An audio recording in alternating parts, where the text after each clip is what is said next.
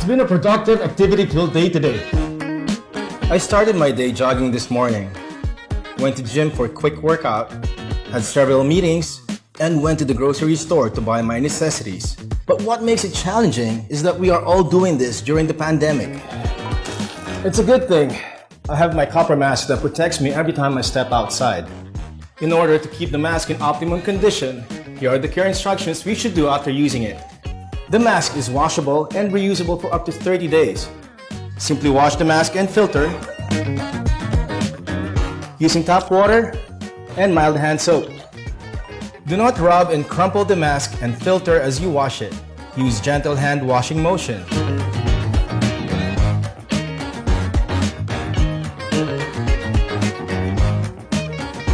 After washing, air dry the mask. Do not let it dry under direct sunlight. Do not iron the mask nor the filter. Each filter is good for up to 2 washings only. Follow these simple guidelines to take care of your copper mask. Stand out with copper mask, the mask of the stars.